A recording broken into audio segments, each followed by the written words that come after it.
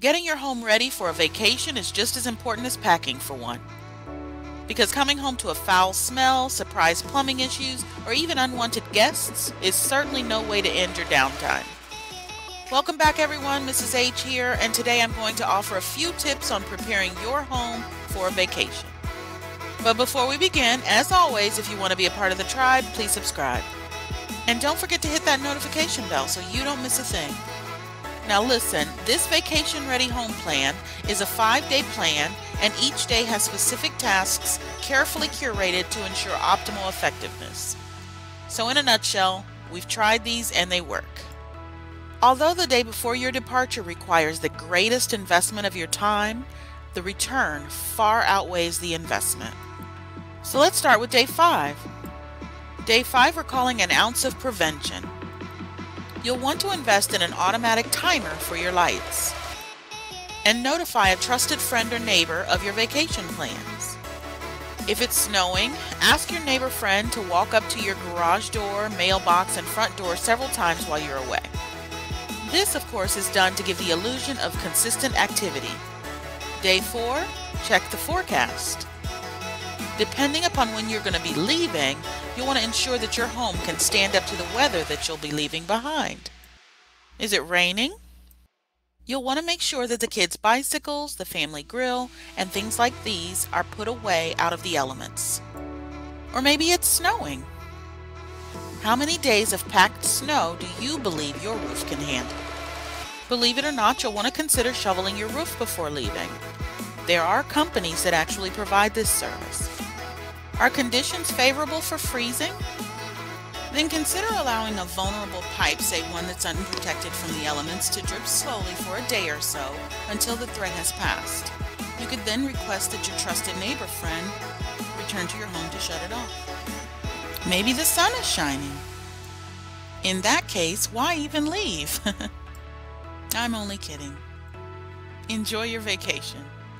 On day 3, you'll want to visit your local post office or go online to USPS.com if you reside in the US. While a lot of mail these days is junk mail, if you're not willing to pay the fee to have your name removed from these lists, you'll want to advise your postmaster that you'd like to put your mail deliveries on hold for the duration of your trip. You'll want to begin with your departure date and resume the day after your return. Because if your family is anything like mine, you'll need an extra day after your vacation that has been filled with fun and excitement just to unwind. Now day 2 is time well invested. We all know we need to clean our homes before we leave for vacation, but there are a few specific tasks for day 2 that often go undone that can actually greatly improve your return.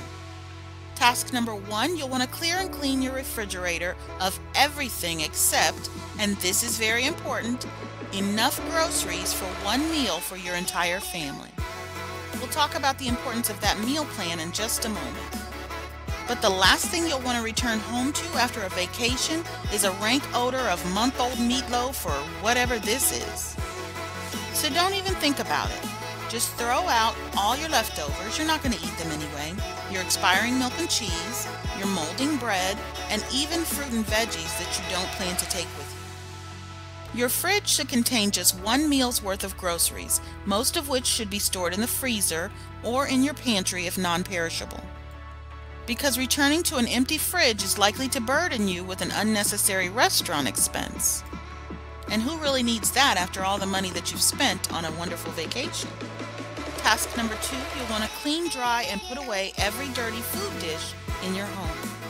Task number 3, clean all of your bed linens in your home. Yes, you will sleep on them for one night, but you'll make the bed when you wake, and that fresh scent is sure to greet you when you return. And now it's departure day. You'll want to lower your thermostat to no less than 59 degrees Fahrenheit, maybe a little higher in colder winter temperatures, and finally enjoy your vacation.